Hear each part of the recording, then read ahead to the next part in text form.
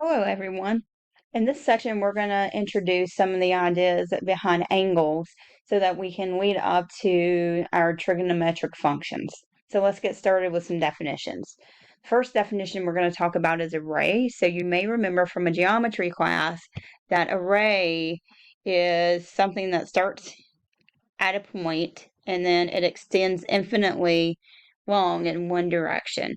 If we were to take two rays and put the endpoints together, that's how we create an angle. And we talk about where they connect as the vertex. So every angle is going to have two sides, a beginning side, which we call the initial side, and a terminal side, which is where the angle ends. When we rotate counterclockwise, so like for instance, suppose we rotate in this direction, then we would talk about that having a positive angle value. If we were to rotate the other way, clockwise, then this would have a negative angle value. So there's an infinite number of ways we can name each angle. We could go around once, we could go around twice, we can go around like this, and we could go backwards like we saw in the last example, or we can even go backwards twice. So typically what happens with us in this course is that we're going to line one side up with the positive x-axis, and then we're going to talk about the terminal angle going in the clockwise direction. And we'll talk, counterclockwise direction. And later we'll talk about negative angles. So when the terminal side of the angle is in some quadrant, we say that theta lies in quadrant 1, 2, 3, and so on. So if we were looking at this one, this would be our beginning side, this would be the terminal side, and we're moving in that counterclockwise direction. So theta is going to be positive.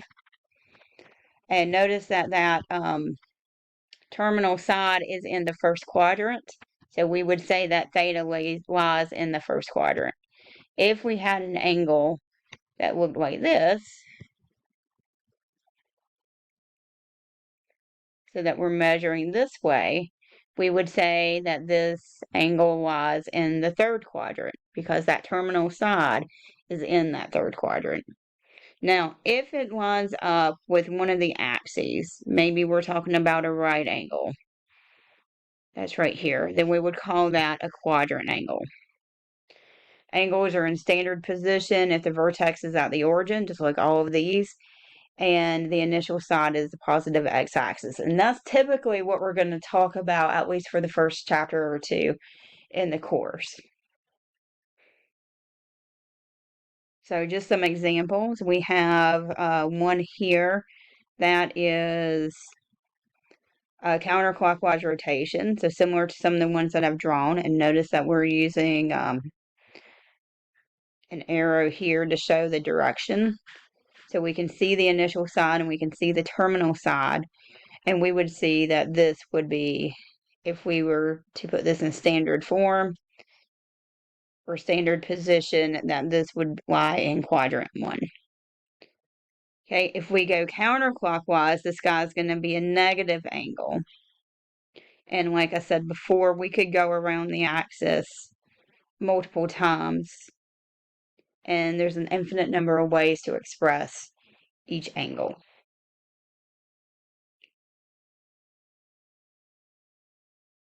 So you can see some more examples here. This one is in standard position. You can see that this theta lies in quadrant 2. Remember, your quadrants are labeled counterclockwise, 1, 2, 3, and 4.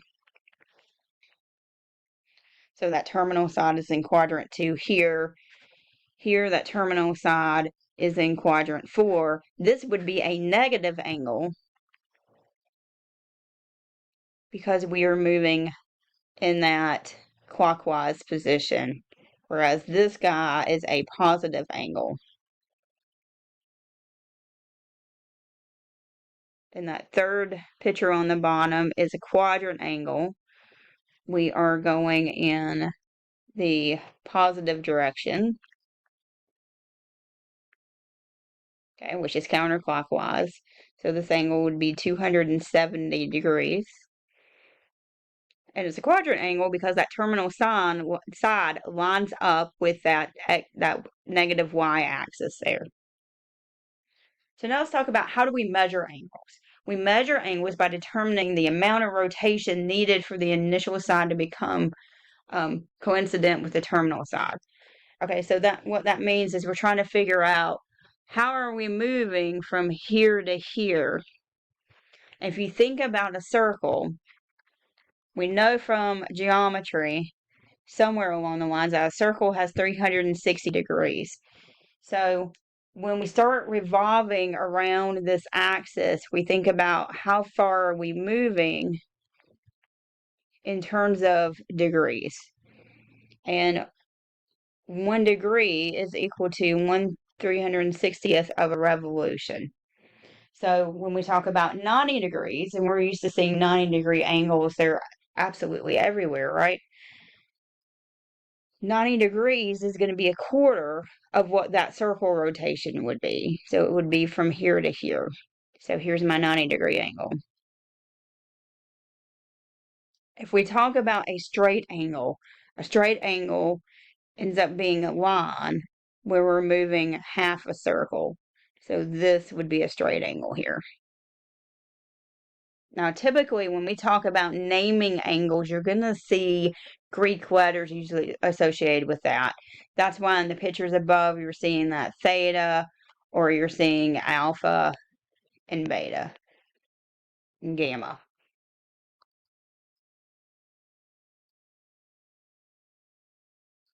So let's start by drawing what these angles would look like. So in number 13, we're looking at what would 135 degrees look like. Well, 135 degrees means that we are going a little bit more than 90 degrees. 135 would be over here. So here's our angle for that. If we look at 14, we're going negative 120. So that means we're going backwards or clockwise. So this would be negative 90. We're going another 30 degrees here. So here's our negative 120. So here's what our angle would look like. And then in 15, we're going 450 degrees. So we know 1 revolution around the circle would be 360, but we're going more than that. If we take 360 and we add 90 to it, we're going to get that 450. So we're going to go an entire circle. There's 360, and then we're going to go an additional 90.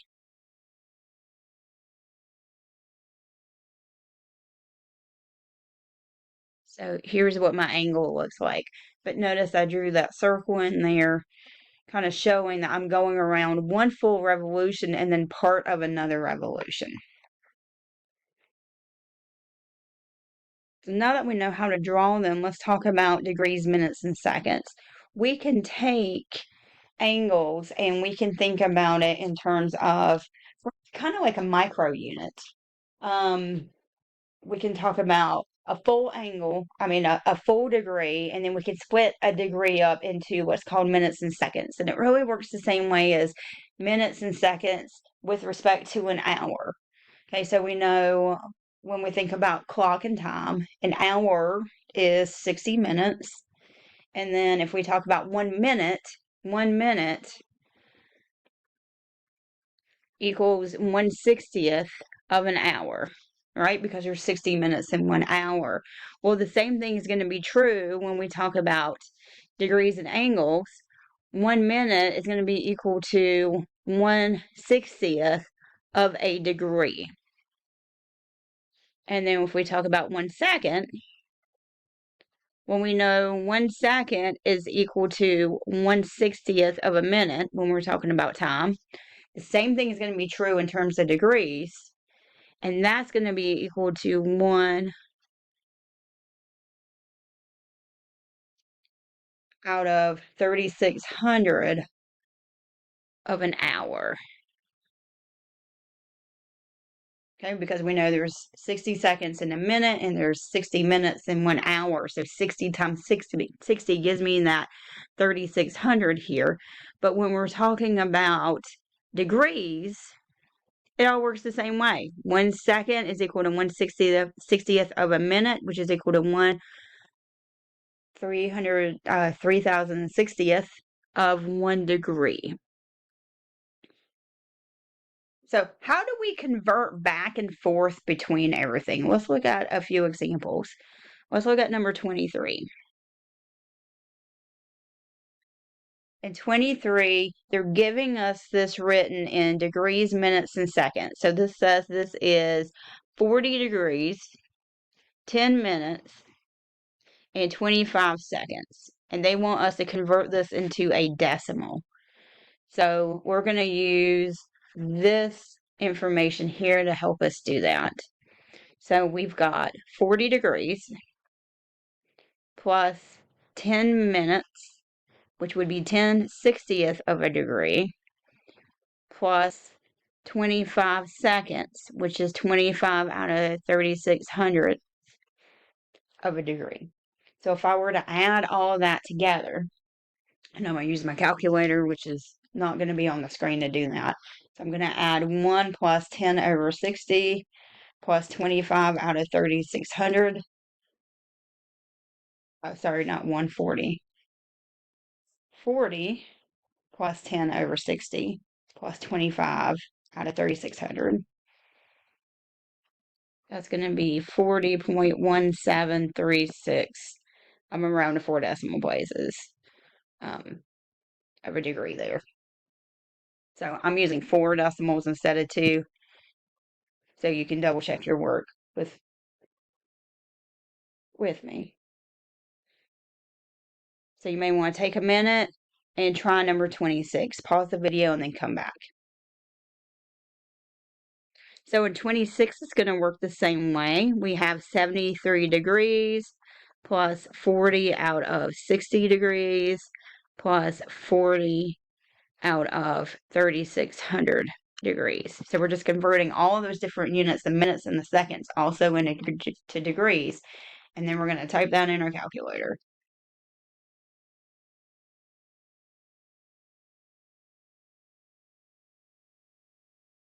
And I'm going to go 4 decimal places again.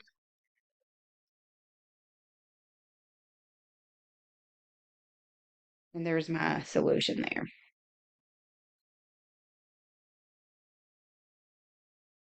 So what if we want to go the other way? What if we want to convert decimals to degrees, minutes, and seconds? Well, we're going to start with the whole number. This is going to tell me how many whole degrees I have. So I know it's going to be 40 degrees. I just got to figure out the minutes and the seconds. And that's where we're going to start setting up some proportions. So that 0.32 has to be some kind of minutes. So I'm going to set it up as x over 360. Multiply both sides by 60. So I'll get 0.32 times 60, which is 19.2. That whole number 19 is going to give me the minutes, and now I've got to figure out seconds. So I'm going to go 0.2 equals x over 3,600. So I'm figuring out the seconds. I'm using the idea of the seconds right here. Multiply both sides by 3,600, and we're going to get